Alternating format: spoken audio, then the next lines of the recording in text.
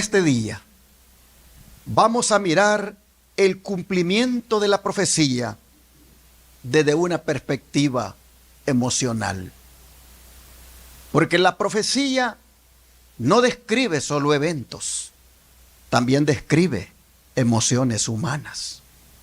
Les pregunto, cuando los acontecimientos proféticos se cumplan, ¿a qué nivel se van a ver afectadas nuestras emociones?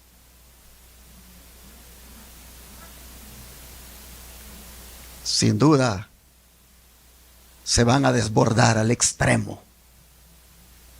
Emociones como angustia, confusión, miedo, desesperación, aflicción, ansiedad, acompañado todo eso de un silencio aparente de Dios. Sin duda, hermanos, en ese escenario, lo que va a ocupar su lugar profético será el clamor. Así que voy a titular mi presentación este día, cuando ya no queda nada más que clamar. El clamor del remanente en la crisis final. Pregunta: ¿qué hará el pueblo de Dios cuando ya no pueda comprar ni vender, huir ni defenderse? ¿Qué hará, hermanos? Sin duda, clamará como nunca antes. ¿Y estamos cerca de que eso acontezca? Sin duda que sí. El movimiento Salvar a Estados Unidos, salvando la familia, lo está promoviendo fuertemente este año. ¿Se los permitirá Dios? Lo quisieron hacer en el 2025, pero Dios no se los permitió.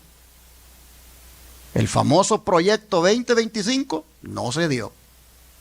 Pero ahora vienen en el 2026 con el plan o el movimiento Salvar a Estados Unidos, salvando la familia. ¿Se los irá a permitir este año? ¿En qué consiste el movimiento? Consiste en legislar el domingo como un día uniforme de reposo. ¿Se los permitirá Dios? Lo quisieron hacer en el 2025, no se dio. ¿Se los va a permitir este año? Y si se los permite, vendrá acompañado de persecución y muerte, tal como la profecía lo dice. Solo Dios lo sabe. Pero si eso se diera, el clamor a Dios es lo único que brotaría de nuestros labios. ¿Qué es el clamor? ¿Qué significa clamar a Dios? ¿Alguien puede definirlo? ¿Qué es el clamor?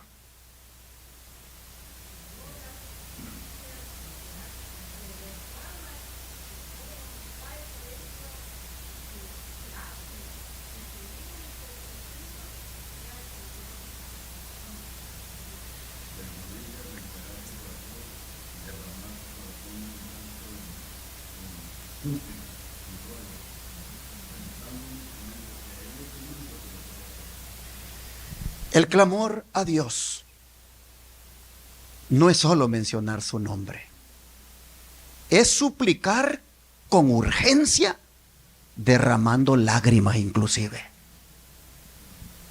Clamar, hermanos, es como un grito de auxilio que brota desde lo más profundo de nuestra alma.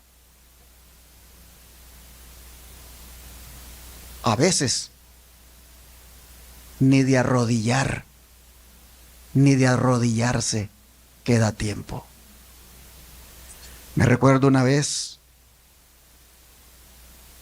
estaba bien joven y fuimos con la iglesia a una excursión al mar. Y cuando estábamos todos los jóvenes disfrutando de las olas allá en la Costa del Sol, hermano Melchor, cuando estábamos disfrutando de las olas allí, de repente vamos viendo que uno de nuestros amigos Cuando la ola nos sacó, Él quedó detrás de la ola. Y vamos mirando, hermanos, que se lo va llevando y se lo va llevando y se lo va llevando. Y vieron la agonía de nosotros. Él iba allá tan lejos y solo y así, así. Era una desesperación la de él.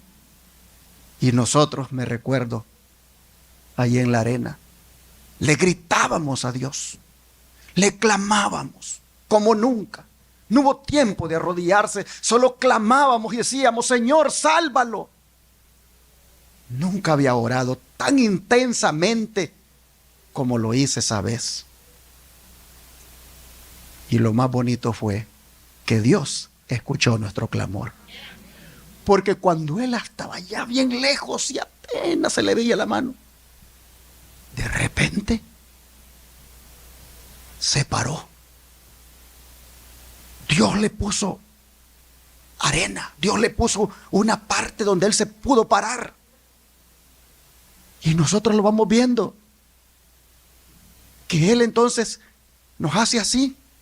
Y hermanos, una ola lo empuja y lo sigue empujando y lo sigue empujando hasta que llegó donde nosotros, y ahora sí nos arrodillamos con Él para darle gracias a Dios que le había salvado la vida.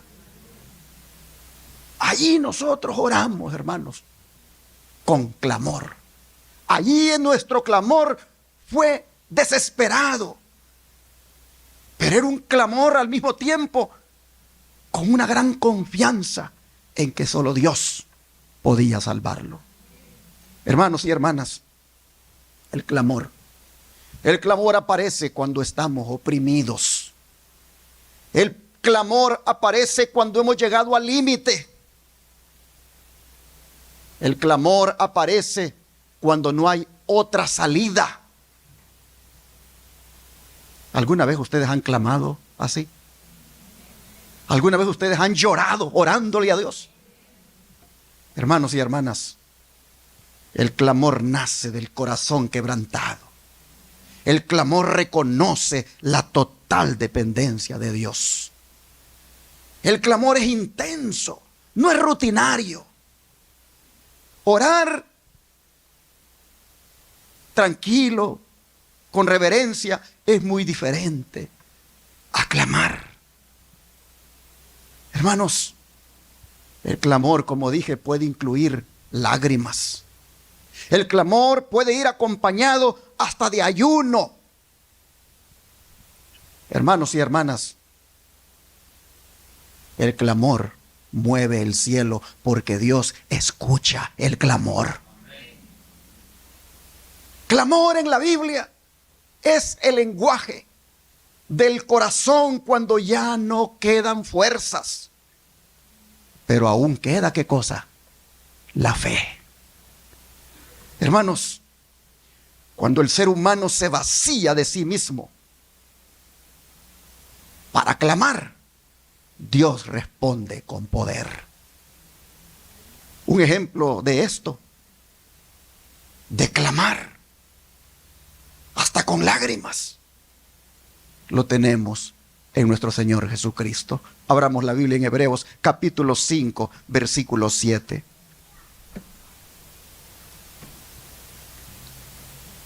Hebreos capítulo 5, versículo 7.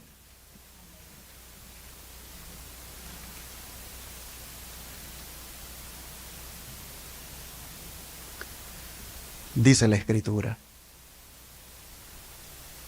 y Cristo, en los días de su carne, ofreciendo ruegos y súplicas con gran clamor y lágrimas al que le podía librar de la muerte, fue oído a causa de su temor reverente. ¿Cuántos dicen amén?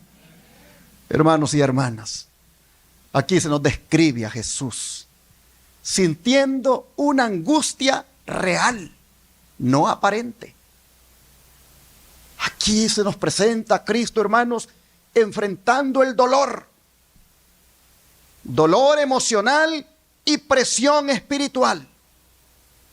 Jesús, por lo que vemos en este versículo, no enfrentó la cruz como un ser insensible, sino como hijo de Dios, hecho carne, dándole cumplimiento a la profecía que decía: varón de dolores, experimentado en quebranto. La expresión griega usada aquí para describir la oración significa, hermanos, clamor intenso, grito desde lo profundo del alma. Significa lágrimas reales, no simbólicas. Los comentaristas bíblicos dicen que esto se dio en el Getsemaní.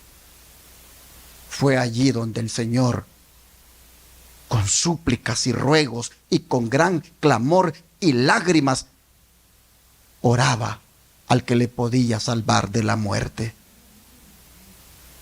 ¿Y qué dice? Fue oído. ¿Pero de qué manera fue oído? ¿Librándolo de la muerte?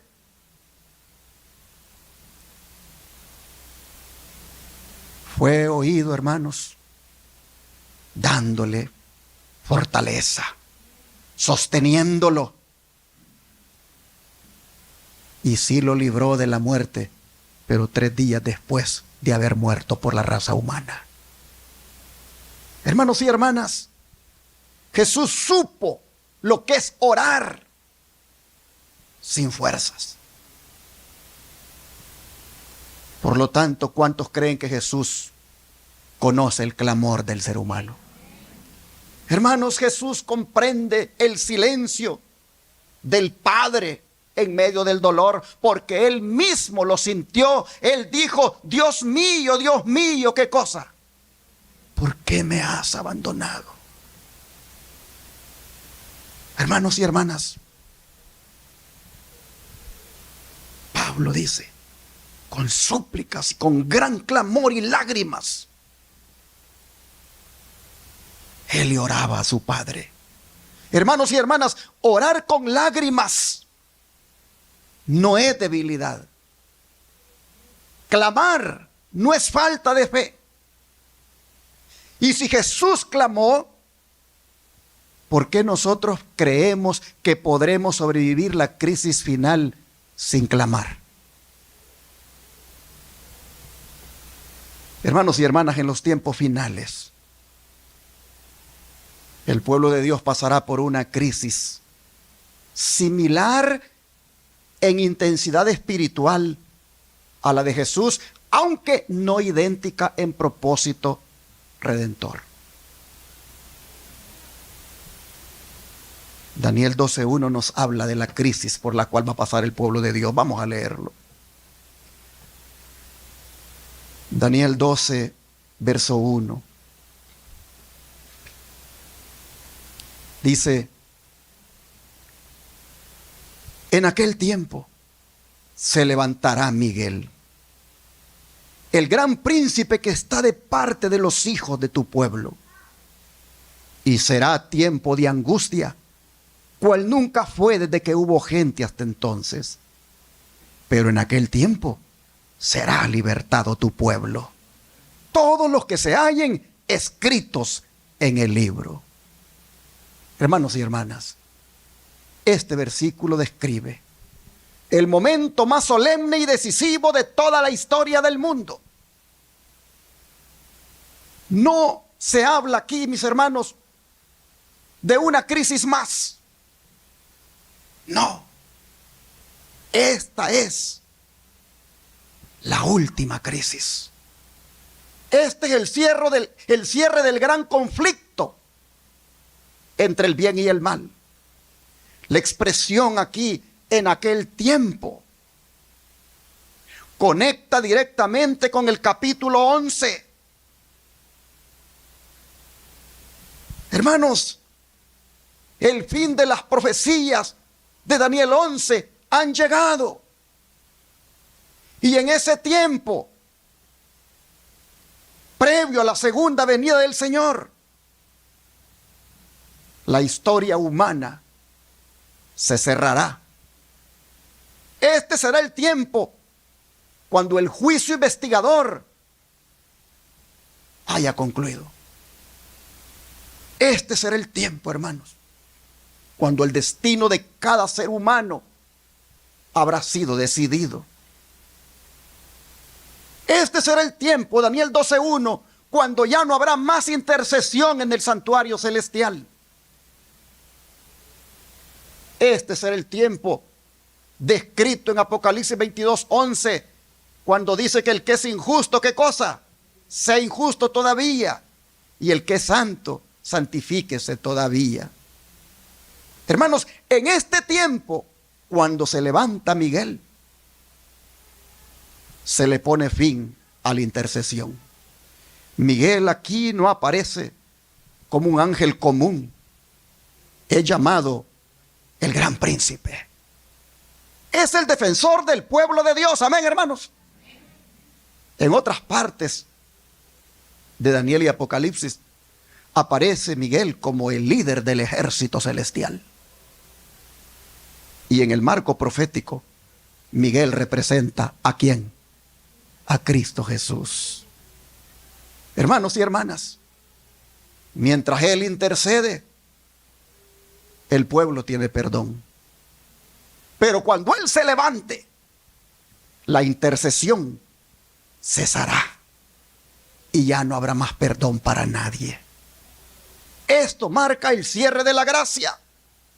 Esto marca el fin del ministerio sacerdotal de Cristo. Esto marca, hermanos, el comienzo del tiempo en que los justos van a vivir sin intercesor, aunque no sin protección. Aquí, hermanos y hermanas, dará inicio el gran tiempo de angustia, cuando Miguel se levante. Aquí, hermanos y hermanas, dará inicio ese gran tiempo de angustia cual nunca fue. Este será el gran tiempo de angustia final, distinto a cualquiera que haya habido en la historia.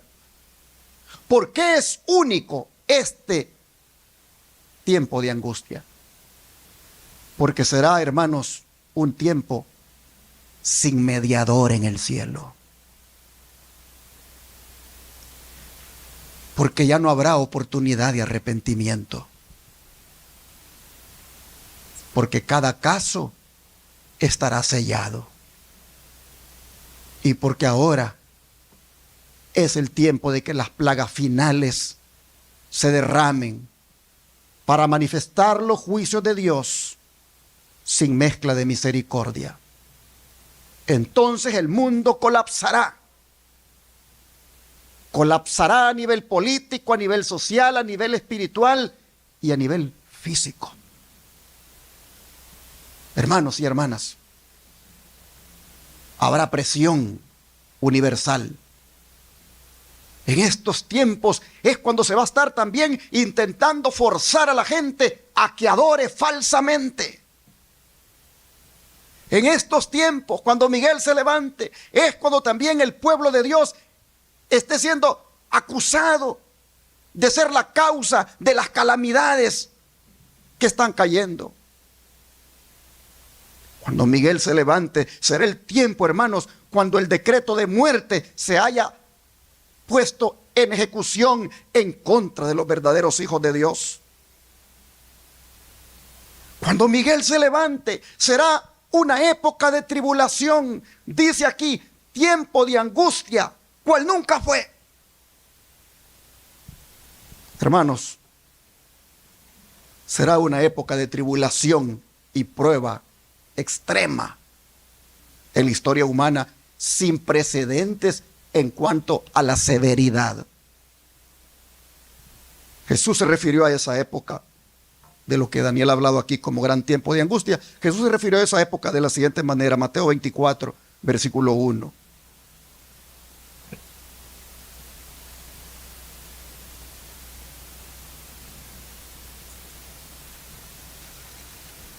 Mateo 24, versículo 1.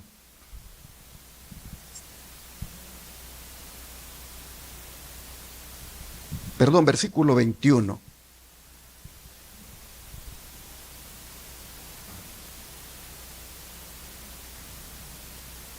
¿Saben que son tan hermosos estos textos que vamos a leer mejor 20, 21 y 22? Orad pues, que vuestra huida, ¿qué cosa? No sea en invierno ni en día de reposo. Porque habrá entonces, ¿qué cosa, hermanos? Gran tribulación, cual no la ha habido desde el principio del mundo hasta ahora, ni la habrá. Y si aquellos días no fuesen acortados, nadie sería salvo. Mas por causa de los escogidos, aquellos días serán acortados. ¿Cuántos dicen amén, hermanos? Jesús, hermanos y hermanas, está diciendo aquí que después de la destrucción de Jerusalén y la derrota de la nación judía, entre el fin de esa nación y el fin del mundo, Jesús está diciendo que habrá de pasar largos siglos de tinieblas, siglos que para su iglesia estarán marcados con sangre, lágrimas y agonía.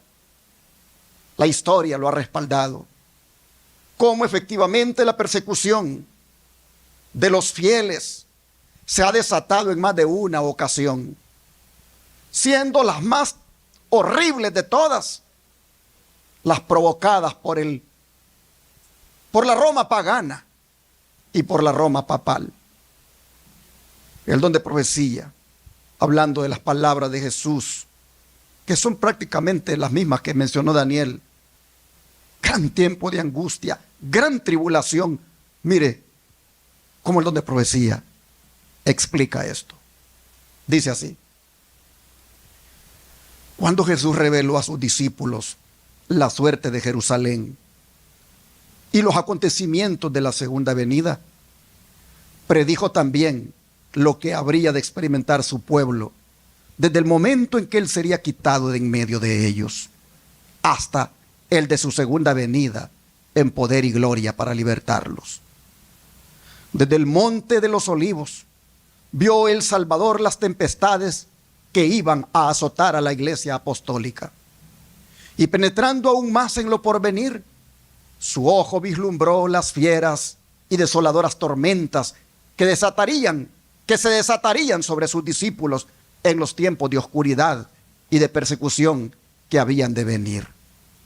En unas cuantas declaraciones breves de terrible significado, predijo la medida de aflicción que los gobernantes del mundo impondrían a la iglesia de Dios. Los discípulos de Cristo habrían de recorrer la misma senda de humillación, escarnio y sufrimiento que a él le tocaba pisar. La enemistad que contra el Redentor se despertara iba a manifestarse contra todos los que creyesen en su nombre. La historia de la iglesia primitiva atestigua que se cumplieron las palabras del Salvador.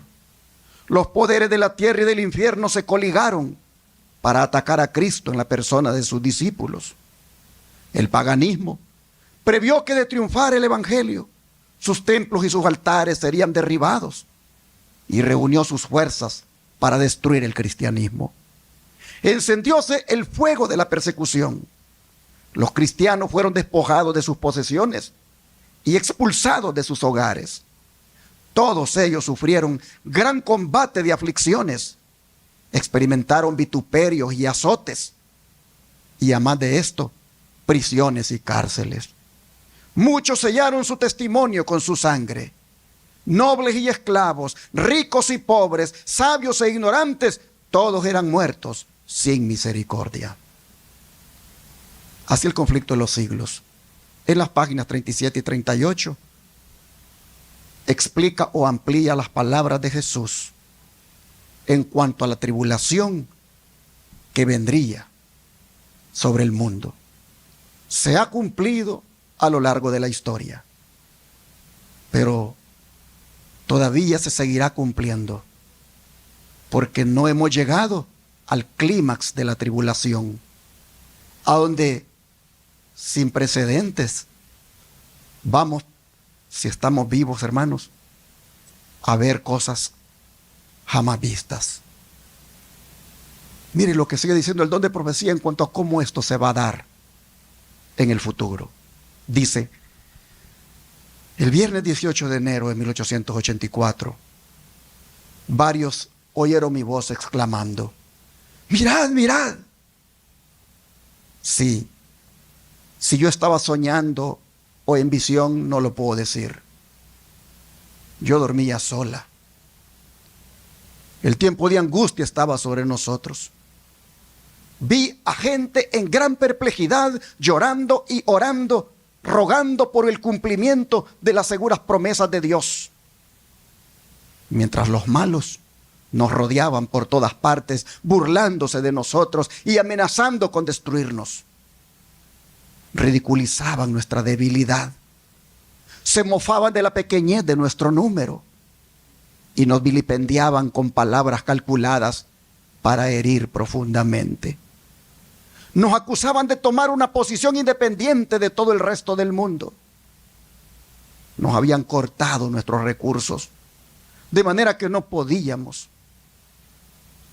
ni comprar ni vender. Y se referían a nuestra desmedida pobreza y a nuestra condición desgraciada. No podían ver cómo podríamos vivir sin el mundo. Dependíamos del mundo y debíamos ceder a las costumbres, prácticas y leyes del mundo o de otra manera salir de él. Si éramos el único pueblo del mundo a quien el Señor favorecía, las apariencias eran terriblemente contrarias a nosotros. Mensajes Selectos, tomo 3, página 489. Pregunto, ¿este sueño profético del hermano Elena White es en referencia a qué tiempo? Es en referencia al tiempo, hermanos, cuando se imponga la ley dominical y no podamos comprar ni vender. Es en referencia a ese tiempo de angustia que se va a ir acercando al desenlace final. Mire usted, voy para atrás, porque dice que ella miró, dice, al pueblo de Dios, llorando y orando y rogando por el cumplimiento de las seguras promesas de Dios. ¿Qué se le viene a usted a la mente cuando lee que el pueblo de Dios estaba llorando, orando y rogando por el cumplimiento de las seguras promesas de Dios? ¿No es eso, hermanos, un clamor? Eso es un clamor, mis hermanos. Es lo único que nos quedará. Clamar. Sigue diciendo el don de profecía, me fue mostrado al pueblo de Dios y lo vi poderosamente sacudido. Algunos con robusta fe y clamores de agonía intercedían ante Dios. ¿Cómo dice que interceden ante Dios? ¿Con clamores de qué? De agonía. Vi que algunos no participaban en esta lucha e intercesión. Parecían indiferentes y negligentes. No resistían a las tinieblas que los envolvían y éstas los encerraban como una espesa nube. Vi que los ángeles de Dios se apartaban de ellos y acudían en auxilio de los que se empeñaban en resistir con todas sus fuerzas a los ángeles malos y procuraban ayudarse, clamando perseverantemente a Dios. En otras palabras, hermanos, aquellos que no clamaban ni perseveraban no eran ayudados por los ángeles. Los ángeles los dejaban y venían a ayudar a los que clamaban, a los que con agonía procuraban la presencia de Dios, procuraban la ayuda divina.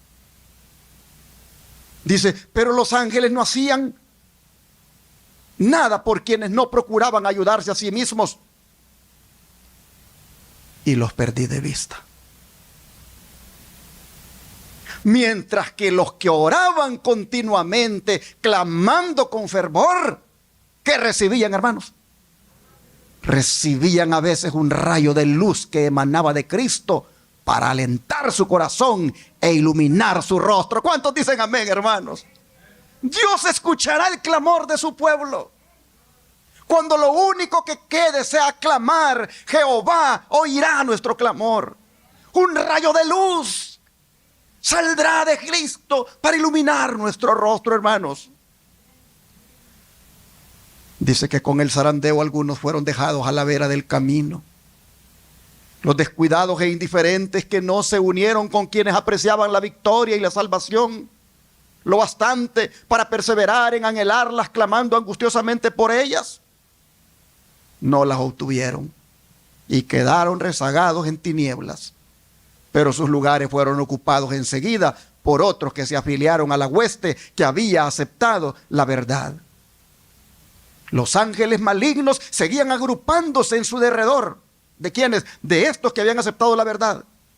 Pero ningún poder tenían sobre ellos. Amén, hermanos. Qué hermosa declaración de consejos para la iglesia. Páginas 616 a las 617. Sin embargo, dice, por lo que ven los hombres, parecería que los hijos de Dios tuvieran que sellar pronto su destino con su sangre, como lo hicieron los mártires que los precedieron. Ellos mismos empiezan a temer que el Señor los deje perecer en las manos homicidas de sus enemigos. Es un tiempo, dice, de terrible agonía. ¿Y qué hace, hermano, el pueblo de Dios? De día y de noche claman a Dios para que los libre. Los malos triunfan. Y se oye este grito de burla: ¿dónde está ahora vuestra fe? ¿Por qué no os libra Dios de nuestras manos si sois verdaderamente su pueblo? Pero mientras esos fieles cristianos aguardan, recuerdan que cuando Jesús estaba muriendo en la cruz del Calvario, los sacerdotes y príncipes gritaban en tono de mofa: a otro salvó, a sí mismo no se puede salvar. Si es el Rey de Israel, descienda ahora de la cruz y creeremos en él.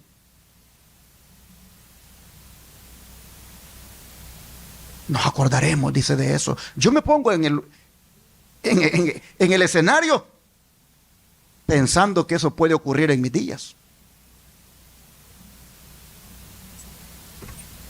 Y dice que entonces, como Jacob, dice, ¿cómo lo vio la sierva de Dios? Lo vio que todos luchaban con Dios. Y vio que sus semblantes expresaban la agonía de sus almas. Lo vio, dice, pálidos, están pálidos, dice, pero no dejan de orar con fervor. Si los hombres tuviesen la visión del cielo, verían compañías de ángeles poderosos en fuerza, estacionados en torno de los que han guardado la palabra de la paciencia de Cristo. Y mirarían con ternura y simpatía esos ángeles que están presenciando la angustia de ellos y que han escuchado sus oraciones.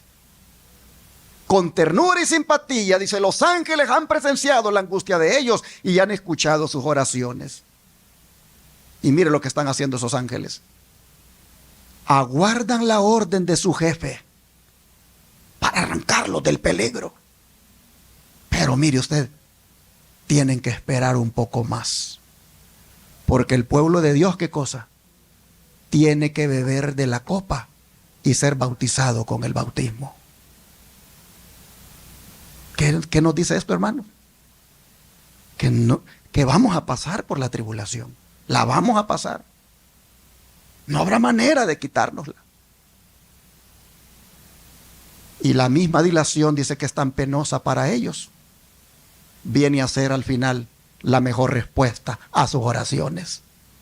Porque mientras procuran esperar con confianza que el Señor obre, son inducidos a ejercitar su fe, esperanza y paciencia, como no lo hicieron durante su experiencia religiosa anterior.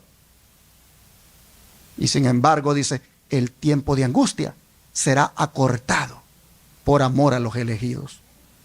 ¿Y acaso Dios, dice, no defenderá la causa de sus escogidos que claman a Él día y noche? Os digo, dice, que defenderá su causa pronto. Hermanos y hermanas, sigue diciendo, el fin vendrá más pronto de lo que los hombres esperan. El trigo será recogido y atado en gavillas para el granero de Dios. La cizaña, en cambio, será amarrada en haces para los fuegos destructores. Los centinelas celestiales, fieles a su cometido, siguen vigilando. Por más que un decreto general haya fijado el tiempo en que los observadores de los mandamientos puedan ser muertos, sus enemigos en algunos casos se anticiparán al decreto y tratarán de quitarles la vida antes del tiempo fijado. Pero, hermanos, nadie puede atravesar el cordón de los poderosos guardianes colocados en torno de cada fiel. Amén, hermanos. Nadie podrá atravesar el cordón de los poderosos guardianes colocados en torno de nosotros. Algunos, dice, son atacados al huir de las ciudades y villas. Pero las espadas levantadas contra ellos, ¿qué va a pasar, hermanos? Se quiebran y caen como si fueran de paja. Otros son defendidos por ángeles en forma de guerreros. El Señor permite los conflictos a fin de preparar al alma para la paz. El tiempo de angustia es una prueba terrible para el pueblo de Dios. Pero es el momento en que todo verdadero creyente debe de mirar ¿hacia dónde? Hacia arriba, a fin de ver que por la fe pueda ver el arco de la promesa que le envuelve. Conflicto de los siglos, páginas 613 y 616. Me gusta esta parte. Es el momento en que todo verdadero creyente debe mirar hacia arriba.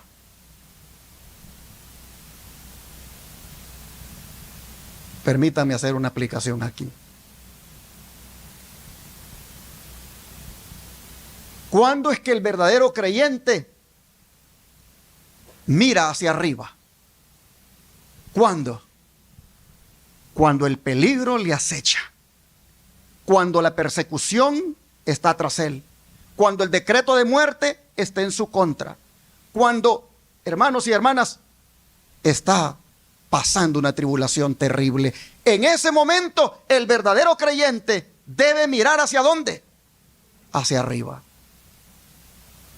Y eso me hace recordar el versículo de memoria de ayer. El versículo de memoria de ayer dice, Daniel, y volví mi rostro, dice, a Dios el Señor, buscándole en oración y ruego, en ayuno, cilicio y ceniza. ¿Y por qué hago referencia a eso? Porque Daniel volvió su rostro a Dios el Señor en un momento de crisis, en un momento de cautiverio. El imperio medo-persa ya había tomado control. En el escenario mundial era ahora la potencia gobernante. Había derrotado a Babilonia.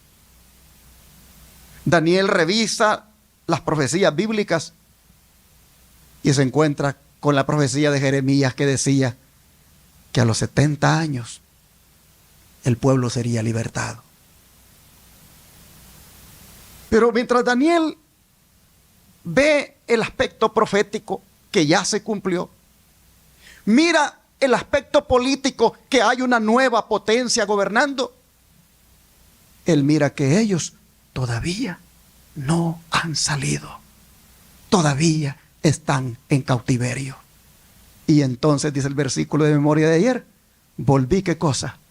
Mi rostro a Dios el Señor, buscándole en oración y ruego, en ayuno, cilicio y ceniza. ¿Cuál es el mensaje ayer, hermanos? Quitó la mirada del aspecto político, quitó la mirada del aspecto profético y la puso en el Señor. Y cuando la puso en el Señor, comenzó a pedir perdón por el pecado del pueblo. Comenzó a pedir perdón por sus pecados inclusive. Cuando usted mire el relato, en 6 ocasiones dice, hemos. Todo un hombre de Dios. Y identificándose con su pueblo, sintiéndose pecador junto con su pueblo. Hemos. ¿Y qué sucedió, hermanos, cuando Daniel quitó la mirada del aspecto político, del aspecto del cautiverio, y la puso en Dios y comenzó a orar así? ¿Qué sucedió? Inmediatamente, dice, vino ¿quién? El ángel Gabriel. Y Gabriel le dijo, eres muy amado. Y desde el instante le dijo en que empezaste a orar, vine, le dijo, para darte comprensión. Vine para ayudarte a entender lo que tú no entiendes. Cómo es que hay una nueva potencia política ahora en el escenario mundial. Cómo es que la profecía de Jeremías ya se acabó. De los 70 años ya se acabó, pero no han salido libres. Lo que tú no entiendes, Daniel, yo he venido para hacértelo comprender. Hermanos y hermanas, nosotros estamos ahorita en peligro. Hay mucho hermano con miedo en estos días. Hay mucho hermano que teme y no quiere inclusive ni ir a la iglesia. Mucho hermano tiene la mirada, hermanos, en lo que está pasando afuera. Mucho hermano tiene la mirada en las redadas migratorias. Pero si como Daniel volvieran su rostro a Dios el Señor, buscándole en oración y ruego, en ayuno, cilicio y ceniza, hermanos, mirarían cómo Dios está guardándolos y los va a seguir guardando. Y se les quitaría el miedo. Hermanos y hermanas, noten ustedes aquí, el verdadero creyente debe mirar hacia arriba, dice, a fin de que por la fe pueda ver el arco de la promesa que le envuelve. Estos son los tiempos, mis hermanos, cuando usted y yo tenemos que mirar hacia arriba. Estos son los tiempos en que usted y yo, como Daniel, tenemos que volver nuestro rostro a Dios el Señor. Debemos ayunar, debemos, hermanos, interceder a Dios. Debemos clamar. Cuando la Biblia dice que Daniel volvió su rostro a Dios el Señor y lo buscó con oración y ruego, allí, hermanos, está implicado el clamor. Y Dios escuchó la oración de su hijo. Gabriel vino para ayudarlo. Así, hermanos y hermanas, vemos cómo el don de profecía y los textos bíblicos que hemos leído nos describen el clamor del remanente final provocado por la crisis del gran tiempo de angustia o tribulación. Pero aún con todo y esto, déjenme decirles que Daniel 12:1, Mateo 24:21 y las citas inspiradas que hemos leído del don de profecía no han sido escritas para asustarnos, sino para prepararnos. Hermanos y hermanas, estas declaraciones que hemos leído en la Biblia y en el don profético nos enseñan que el carácter no se forma en la crisis, antes bien lo revelan. ¿Cuándo se forma el carácter? Día a día, antes de la crisis. La crisis lo que hace es ¿qué cosa? Revelar el carácter. Hermanos, necesitamos cada día contemplar a Cristo y mirar su carácter y reflejarlo en nuestra vida, para que cuando llegue la crisis solo se revele en nosotros el carácter de Jesús. Hermanos, la seguridad cuando llegue la crisis, la seguridad no estará en escapar del conflicto, sino en pertenecer al Señor. Hoy es el tiempo, hermanos y hermanas, de hacer la decisión de atravesar la crisis aferrándonos de Cristo. Aferrándonos de Cristo como nuestro Redentor y como nuestro intercesor. Hoy es el tiempo, mis hermanos, de atravesar la crisis, permitiendo que Él selle nuestro carácter, de vivir una fe que no dependa de circunstancias, sino que dependa completamente del Señor. Hermanos, pronto vendrá el día cuando Miguel se va a levantar y solo van a permanecer firmes los que clamando depositen toda su confianza en Él. La pregunta no es si vendrán las crisis, sino cómo responderé ante ella. Esa es la pregunta. No si vendrán las crisis, sino cómo responderé ante ellas. ¿Responderé con miedo o responderé con clamor? Ojalá, hermanos, que sea con clamor. Porque cuando el pueblo de Dios clama, Dios responde. Jeremías 33:3, ¿qué dice? Hermoso texto que usted ya hasta lo sabe de memoria posiblemente. Jeremías 33:3.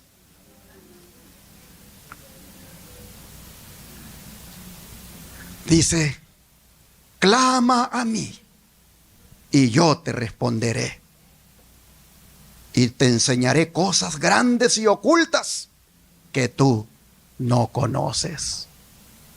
Hermanos y hermanas, este mensaje se lo dio Dios al profeta Jeremías en un tiempo muy difícil. Jeremías estaba preso y la ciudad de Jerusalén estaba enfrentando guerra y destrucción. ¿Y quiénes tenían preso al profeta Jeremías? Su mismo pueblo. Pero Dios viene y le dice, en ese ambiente de injusticia, de prisión, de destrucción, Dios viene y le dice, clama a mí y yo te responderé. ¿Qué significa clama a mí?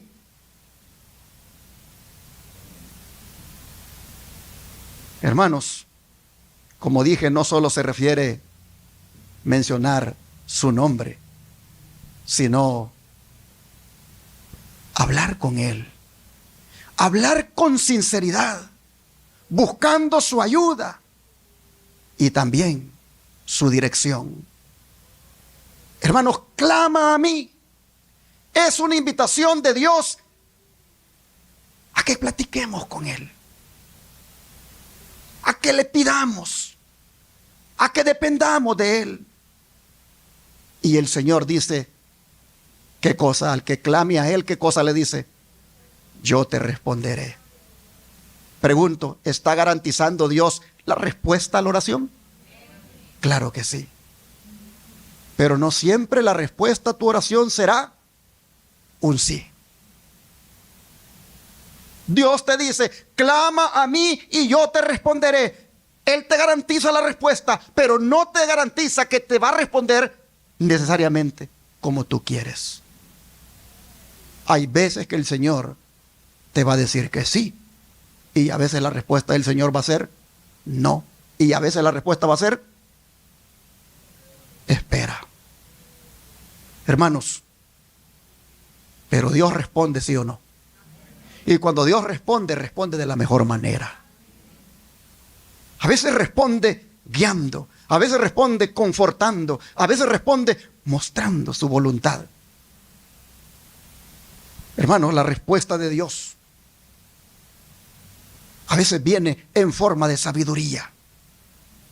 A veces viene en forma de paz interior. A veces viene en forma de dirección o revelación espiritual. Pero Dios responde.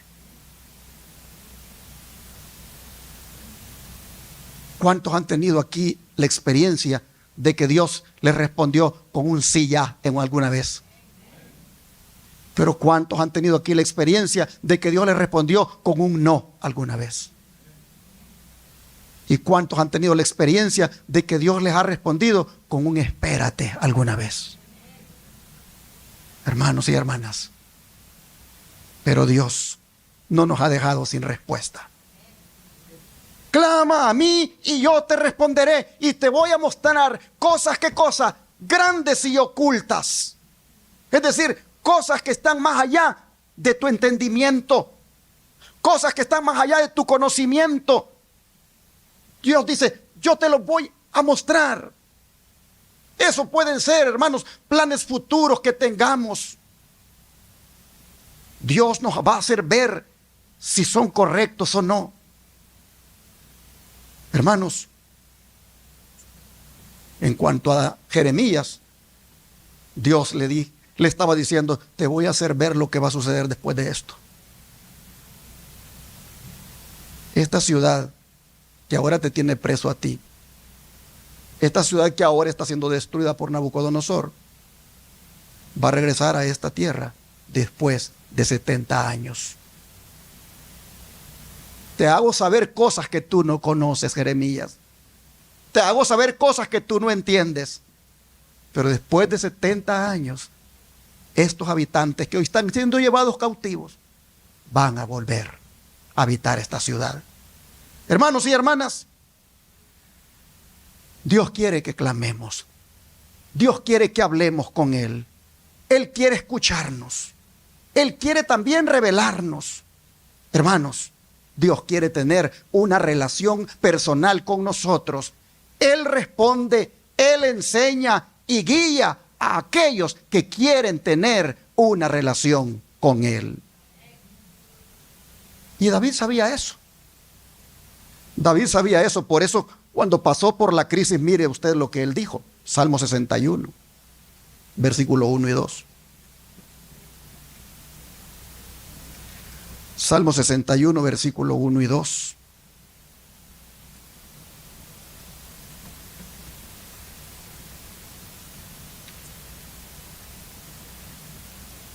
Oye, oh Dios, ¿qué cosa? Mi clamor. A mi oración, ¿qué cosa? Atiende. Desde el cabo de la tierra clamaré a ti cuando mi corazón desmayare. Llévame a la roca que es más alta que yo. Hermanos y hermanas,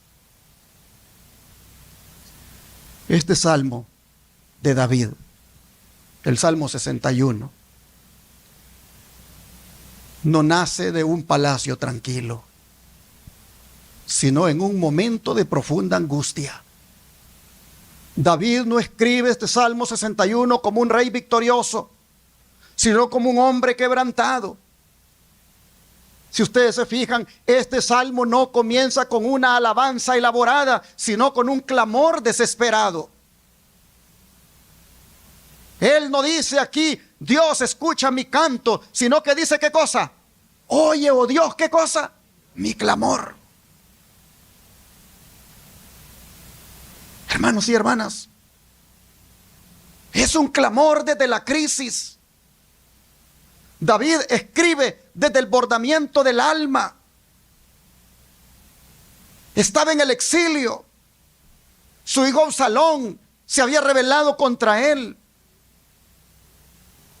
Se había aliado con los opositores de David para arrebatarle el reino. Y David en ese momento de crisis dice, oye, oh Dios, mi clamor.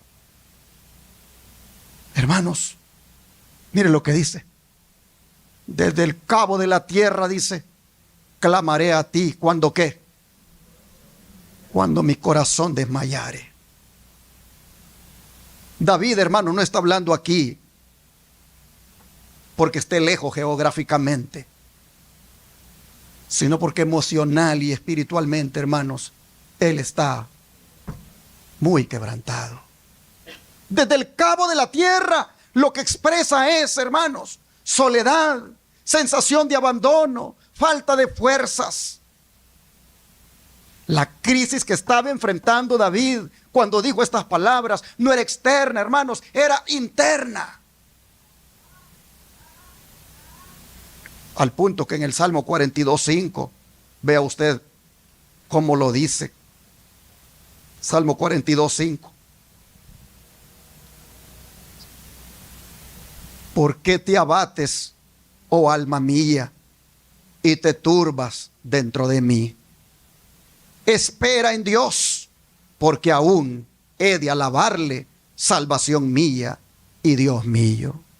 Hermanos y hermanas, ¿por qué te abates, oh alma mía, y te turbas dentro de mí, se dice David. ¿Por qué te abates? ¿Qué significa abatir? Hermanos y hermanas, ¿qué significa abatir? Una persona abatida es una persona hundida anímicamente. Es una persona derrumbada en su interior. No es tristeza superficial, hermanos, es un desaliento profundo del alma. El salmista reconoce algo muy importante, hermanos, en este versículo. Y es que el creyente también puede abatirse. ¿Se acuerdan de Job? Job dijo: no he tenido paz, ni he reposado, ni he estado tranquilo, y me viene turbación. Hermanos y hermanas, sentirse abatido no es falta de fe, sino es una señal de que necesitamos mucho de Dios.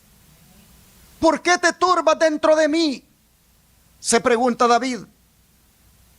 Turbarse es estar agitado interiormente, es estar confundido emocionalmente, es estar con ansiedad del corazón. Hermanos, el problema no es solo externo, es interno en David. Por eso dice el sabio Salomón que de toda cosa guardada, dice que guardemos ¿qué cosa? Nuestro corazón. Porque hay veces cuando el creyente puede estar sirviendo a Dios externamente, pero estar, hermanos, quebrado internamente. Ahora es interesante ver cómo el salmista se habla a él mismo. Él se habla él mismo. ¿Por qué te abates, oh alma mía? Y se dice ¿qué cosa? Espera ¿en quién? En Dios. Hermanos, en lugar de dejar que sus emociones gobiernen su fe, la fe comienza a hablarle a las emociones. Porque dice él, espera en Dios. Espera en Dios. ¿Qué significa esperar en Dios? Significa confiar. Significa aguardar con expectativa. Significa aferrarse de Él con esperanza. Es confianza activa, mis hermanos. Y cuando David comenzó a hablar consigo mismo, miren lo que se dice. Aún dice, porque aún ¿qué cosa? He de alabarle. Y esa frase, hermanos, es una fe profética. Todavía está en crisis, todavía no ve la respuesta, pero él decide alabar a Dios por anticipado. La alabanza aquí no nace de un milagro hecho. La alabanza aquí nace de la confianza que él tiene en Dios. Y ahora comienza a recordar quién es Dios, porque dice él que Dios es ¿qué cosa? Salvación mía y Dios mío. Hermanos, él ve a Dios como su Dios personal. Él ve a Dios como su Salvador. En otra ocasión dijo, Jehová es mi luz y mi salvación. ¿De quién temeré?, dijo. Hermanos, David está hablando consigo mismo. Y es bueno que nosotros también hablemos con nosotros mismos. En estos días de crisis que estamos viviendo, crisis por leyes antiinmigrantes, crisis económicas, crisis familiares, en estos tiempos de crisis, bueno es que nosotros hablemos con nosotros mismos, como habló David. Hermanos y hermanas, el creyente puede deprimirse, el alma puede abatirse, pero la esperanza en Dios nunca debe morir en el creyente. Así que hablemos con nosotros mismos. Pero como le digo a los pacientes en Shepherd, no para apapacharnos ni contemplarnos, sino para decirnos la verdad. Para decirnos, ¿por qué estoy así cuando tengo un Dios todopoderoso conmigo? ¿Por qué estoy abatido, desesperado, angustiado, estresado, deprimido, con ansiedad, cuando tengo un Dios que es mi Padre? Oh, hermanos, hablémonos. Hablémonos, pero no solo hablémonos desde el dolor, hablémonos desde la fe. Y como David, digamos, espera en Dios, porque aún he de alabarle. Hermanos, cuando el alma se abate, la esperanza no está en huir, sino en esperar en Dios. El desaliento no puede, hermanos, doblegar a un hijo de Dios que confía. Hermanos y hermanas, si nos aferramos de Dios, el desaliento nunca nos va a vencer, porque con Cristo somos más que vencedores. Dice que a menudo, dice el don de profecía, las misericordias vienen disfrazadas de ¿qué cosa? De aflicciones. No podemos saber lo que hubiera ocurrido sin ellas. Cuando Dios en su misteriosa providencia cambia nuestros planes y torna nuestro gozo en tristeza, debemos inclinarnos en sumisión y decir, ¿qué cosa, hermanos? Sea hecha tu voluntad, Señor. Debemos mantener una calmada confianza en aquel que nos ama y dio su vida por nosotros. El Señor contempla nuestras aflicciones. Con su gracia las reparte y discrimina sabiamente. Como un orfebre vigila el fuego hasta que la purificación se completa. El horno es para purificar y refinar, no para consumir y destruir. ¿Cuántos lo creen? Oh, si lo creyéramos en ese momento. Bueno, aquí está la hermana Yarmila. Me acuerdo cuando la fui a ver al hospital, el cuadro que vi en ella. Y ella también como estaba. Y miren la hora. Bien hermosa se mira la hermana. Hermanos, el horno por el cual ella pasó, no era para destruirla, era para refinarla y para purificarla. Las enfermedades, los problemas económicos, los problemas familiares, las cosas que están pasando allá afuera con migración, esas cosas, hermanos, esas pruebas no vienen para destruirnos, vienen para purificarnos y refinarnos en el carácter, para aprender a confiar en el Señor, depender más de Él. Ah, qué hermoso, dice que el orfebre. ¿Quién es el orfebre? Sí, pero en la vida real, ¿quién es el orfebre? ¿Quién es el orfebre? Los que trabajan, hermanos, con los materiales, como el oro y la plata, en purificarlos, en refinarlos. Esos son los orfebres que meten ese material al horno. Pues hermanos, nuestro orfebre es Cristo Jesús. Y Él nos mete a veces en el horno. Él permite que a veces pasemos por algunas cosas adversas para purificarnos y refinarnos, pero nunca para consumirnos ni destruirnos. Dice que los que confían en Él podrán alabar sus misericordias aún en medio de los juicios. Sé que nos esperan tiempos tormentosos y debemos saber cómo confiar y cómo aferrarnos a la fuente de nuestra fortaleza. El Señor es bueno con los que confían en Él y no serán vencidos. ¿Cuántos dicen amén, hermanos? Pienso, dice, en las siguientes palabras del profeta que se aplican a tu caso. ¿Por qué te abates, oh alma mía?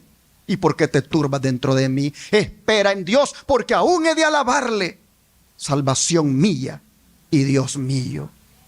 Y así, hermanos, con esta fe, como ya dije, debemos atravesar nuestras crisis.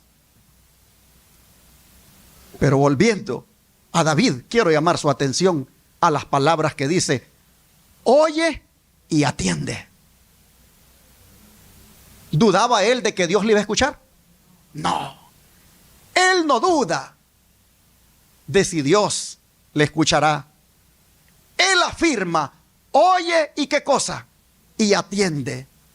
En otra ocasión dijo: este pobre clamó y qué cosa, y le oyó Jehová. ¿Y qué hizo? Y lo libró de todas sus angustias. Hermanos, esto nos dice que no hay oración sincera que Cristo no escuche. De manera que en tiempos de crisis, hermanos, orar no es una opción.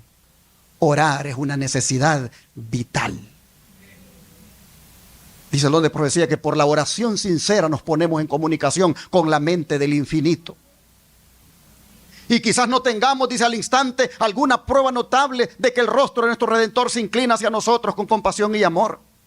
Y sin embargo, es así. Yo tengo que leer esta parte otra vez. Quizás no tengamos al instante alguna prueba notable de que el rostro de nuestro Redentor se inclina hacia nosotros con compasión y amor, y sin embargo es así. Tal vez no sintamos su toque manifiesto, mas su mano se extiende sobre nosotros con amor y piadosa ternura. Qué extraño que oremos tan poco. Dios está pronto y dispuesto a oír la oración sincera del más humilde de sus hijos.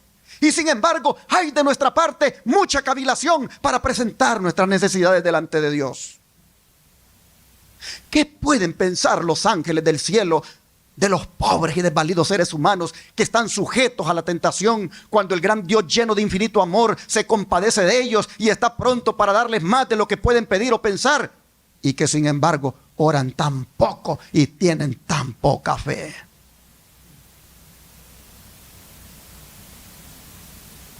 Estamos orando muy poco, hermanos. Estamos orando muy poco. Mire, qué extraño, dice, que oremos tan poco, cuando Dios está tan dispuesto a oír la oración sincera del más humilde de sus hijos. Hermanos, necesitamos orar más. Menos redes sociales y más oración es lo que necesitamos. Dice, los ángeles se deleitan en postrarse delante de Dios, se deleitan en estar cerca de Él. Es su mayor delicia estar en comunión con Dios, y con todos los hijos de los hombres que tanto necesitan la ayuda que Dios solamente puede dar, parecen satisfechos andando sin la luz del Espíritu ni la compañía de su presencia. Aquí hay un reproche, aquí hay una amonestación a la indiferencia nuestra, hermanos, hacia la oración. Dios acepta, dice, y oye las oraciones de los que tienen un corazón humilde, confiado y contrito. Y cuando Dios ayuda, ¿qué cosa, hermanos? Todos los obstáculos desaparecen. Libro de la Oración, página 41 a la 42. Así que, hermanos, en toda tentación y prueba, cuando nuestro corazón desmaye, como decía David, lo que debemos hacer es, ¿qué cosa? Clamar. Hermanos, sentirse débil no es pecado, pero rendirse sin clamar, eso sí es pecado. Y cuando David clamó, ¿a dónde pidió que lo llevara? Vamos otra vez al Salmo 61. ¿A dónde pidió que lo llevara, hermanos? Salmo 61, versículo 2. Dice, en la parte final me voy a concentrar. Bueno, vamos a leer mejor del completo porque para que tenga sentido. Dice, desde el cabo de la tierra clamaré a ti. Cuando mi corazón desmayare, llévame ¿a dónde, hermanos? A la roca que es más alta que yo. ¿A dónde pidió David que lo llevara? A la roca que es más alta que yo. Hermanos, David reconoce su limitación. Él no dice, dame fuerzas, sino que dice, ¿qué cosa? Llévame ¿a dónde? A la roca. ¿Y quién es la roca, hermanos? La roca es Cristo. En otra ocasión David dijo, Jehová, roca mía y castillo mío. Y Pablo dice, y la roca que lo seguía, dice, a los israelitas, ¿era quién? Era Cristo. De manera, hermanos, que Cristo es la roca. Cristo es la roca eterna sobre la cual nosotros debemos edificar nuestra fe, sobre la cual nosotros debemos confiar. Hermanos, la crisis revela dónde uno está parado. Y si estamos parados en Cristo, eso es lo que revela la crisis. Cuando todo va bien, hermanos, a veces creemos que estamos firmes, que estamos bien parados. Pero cuando vienen las crisis, cuando vienen los problemas, allí verdaderamente demostramos dónde estamos parados, hermanos. Y hay veces que demostramos que estamos parados en la arena. Cristo nos está diciendo aquí a través de David, trata de ir a la roca que es más alta que tú, que ti. Hermanos, Jesús dijo que los hombres sabios fundan ¿sobre qué? Sobre la roca, mientras que los insensatos, los necios, esos fundan sobre la arena. Hermanos, cuando David fue llevado a la roca, mire cómo terminó su salmo. Aquí mismo, vea el versículo 8 del Salmo 61. Mire cómo terminó su salmo cuando él fue llevado a la roca. Dice, así cantaré tu nombre para siempre, pagando mis votos cada día. ¿Qué les parece, hermanos? David comenzó el salmo clamando y termina ¿cómo? Cantando. Termina confiando. Oh, hermanos y hermanas, así cantaré tu nombre para siempre. Comienza clamando y termina con la promesa de que va a cantarle para siempre. Hermanos, la crisis no fue el final del Salmo 61. El clamor se ve aquí que le dio paso ¿a qué? A la alabanza. Dice el Espíritu de Profecía que los que aprendan a confiar en Dios en las horas oscuras van a terminar cantando en las horas del día. Así que hermano, hermana, hoy Dios no te pregunta qué tan fuerte eres, ni qué tan preparado estás, sino que te pregunta a quién clamas cuando tu corazón desmaya. Tal vez hoy el corazón de más de alguno de ustedes está desmayando porque su fe se le ha debilitado. Tal vez el corazón de alguno de ustedes o de los que nos están mirando está desmayando porque tiene su hogar en crisis. Tal vez usted, esposa, siente que su corazón está desmayando por ese esposo que se ha vuelto ingrato, cruel con usted, infiel. Tal vez usted, esposo, es el que está experimentando eso de su esposa y siente que su corazón está desmayando. Hermanos y hermanas, ¿a quién clamas cuando tu corazón desmaya?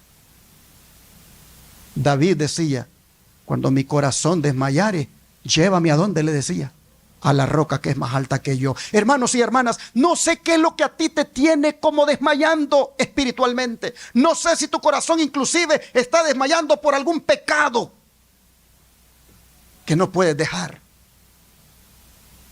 Hermanos, si tu corazón está desmayando, acuérdate lo que el Señor dice, cercano está Jehová a los quebrantados de corazón. Hoy Dios, hermano, hermana, no te pide que entiendas todo. Y ni busques tampoco entenderlo todo. Dios solo te pide que lo busques y clames. Y el tiempo de buscarlo es ¿cuándo? Buscad a Jehová, ¿qué cosa? Mientras pueda ser hallado. Llamadlo en tanto que está cercano. Hermano, hermana, si usted reconoce que su corazón ha desmayado, si usted reconoce hoy que su corazón ha desmayado, usted necesita subir a la roca que es más alta que usted. Si usted, hermano, hermana, reconoce que su corazón ha desmayado, usted necesita entregar su vida a Cristo y renovar su fe volviendo al Señor. Diga como David hoy, oye, oh Dios, mi clamor, a mi oración atienda. Que ese clamor, hermanos, cambie su historia y que subido en la roca que es más alta que usted pueda alcanzar la victoria sobre toda crisis, sobre toda angustia, sobre toda tribulación. Cierro este mensaje leyendo el Salmo 62 que está aquí cerquita, bueno, enseguida, y los versículos 5 al 8. Dice así: alma mía, en Dios solamente reposa, porque de Él es mi esperanza. Él solamente es mi roca y mi salvación. Es mi refugio, no resbalaré. En Dios está mi salvación y mi gloria. En Dios está mi roca fuerte y mi refugio. Esperad en Él en todo tiempo, oh pueblos. Derramad delante de Él vuestro corazón. Dios es nuestro refugio.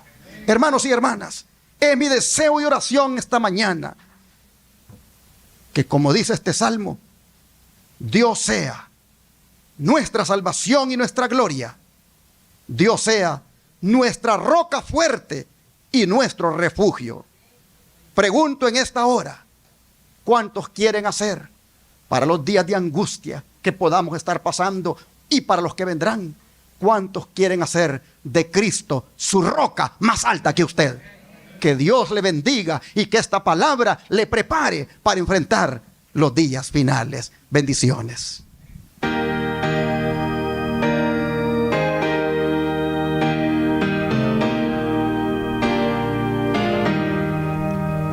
Oh, salvo en la roca más alta que yo, la roca de vida que Cristo abrió, brindando a su pueblo las aguas de paz. Oh, roca divina, serás mi solaz. Salvo en ti, salvo en ti, oh roca bendita, me escondo en ti. Que vengan conflictos, tumultos, dolor, a Cristo mi roca iré sin temor, recibo consuelo, consejos y luz. La roca divina es mi amante Jesús.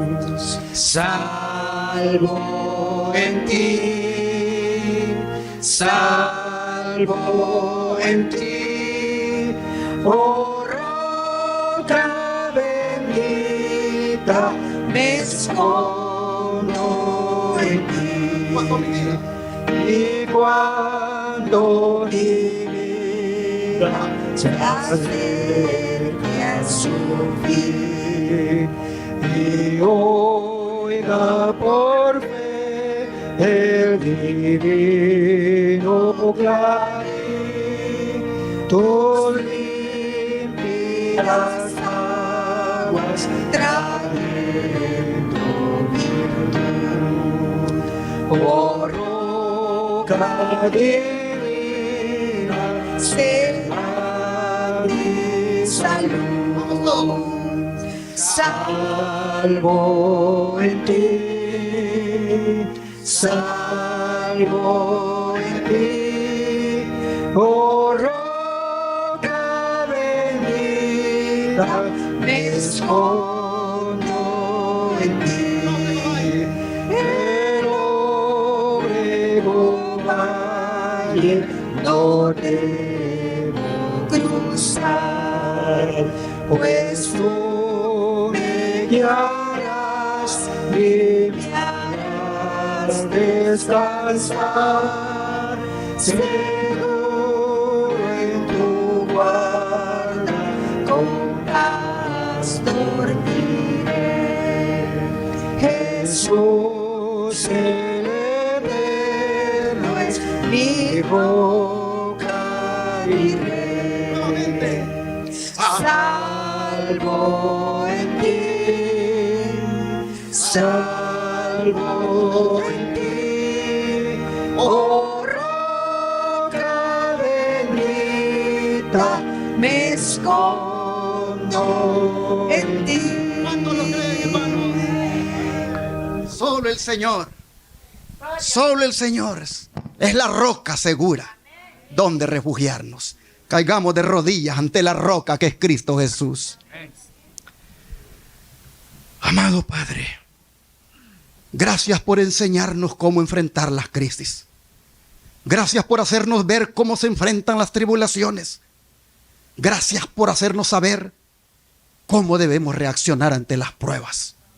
Hoy vemos, Señor, que clamando profundamente, intensamente, gritándote desde el alma que necesitamos de ti. Y hoy vemos, Padre, que tú respondes el clamor de tus hijos. Hoy vemos, Señor, que siempre has respondido. Le respondiste a Jeremías, le respondiste a David, le has respondido a tu pueblo en el pasado. A nosotros ya nos respondiste también. Padre, no tenemos duda de que nos volverás a responder cuantas veces sea. Solo te rogamos que haya en nosotros esa fe, esa confianza, y que siempre dependamos clamándote a ti. Padre, te rogamos que en la prueba que pueda venir más adelante o en la que estemos pasando, tú escuches nuestro clamor y nos saques en victoria. Señor, te lo pedimos en el nombre de Jesús. Amén.